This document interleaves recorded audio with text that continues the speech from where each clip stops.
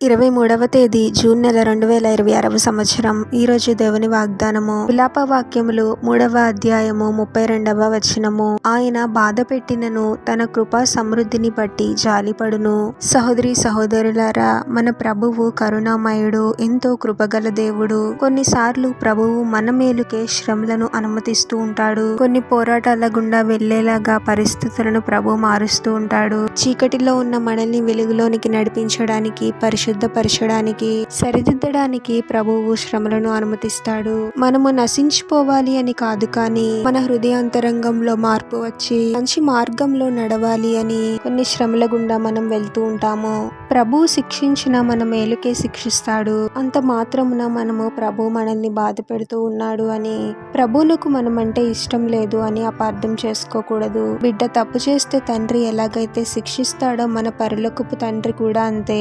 ప్రభు చేత మనము సరిదిద్దబడ్డాము అంటే ధన్యులముగా భావించాలి. ప్రభువు ఒకవేళ మనల్ని బాధ పెట్టినా కలకాలము బాధ పెట్టడు. మనపై జాలిపడి కొంతకాలము తరువాత అద్భుతముగా మన శ్రమల నుండి గొప్ప విడుదలను అనుగ్రహిస్తాడు. మనపై కృప కనికరాన్ని చూపిస్తూ ప్రేమతో మనల్ని ఆదరిస్తాడు. మీరు ఒకవేళ ఇప్పుడు అలాంటి శ్రమలలో ఉన్నారేమో, ప్రభువే మిమ్మల్ని బాధ పెడుతూ ఉన్నాడు అని మీరు అనుకుంటూ ఉన్నారేమో. ప్రభువుని హృదయపూర్వకముగా ప్రేమించి గొప్ప విశ్వాసాన్ని కలిగి ఉండండి. ఒకవేళ మీరు శ్రమలలో ఉన్నా కానీ మీరు ఒంటరిగా లేరు. ప్రభు మీకు తోడుగా ఉన్నాడు.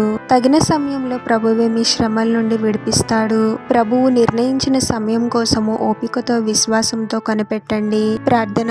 పరిశుద్ధుడవగు ప్రభువా, మీ పరిశుద్ధమైన నామమునకు తరతరములు యుగయుగములు మహిమ కలుగును గాక.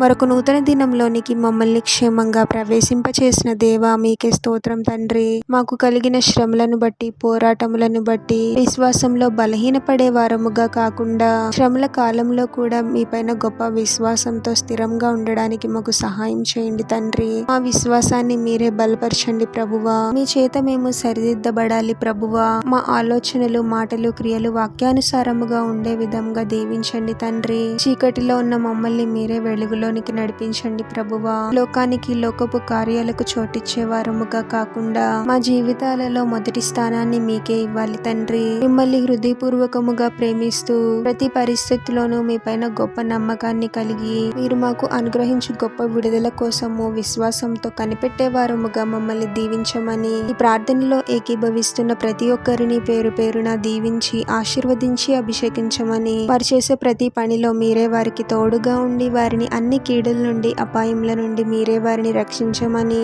ఈ మా మనవులన్నీ యేసుక్రీస్తు వారి పరిశుద్ధ నామంలో అడిగి వేడుకొనుచున్నాము తండ్రి. ఆమేన్.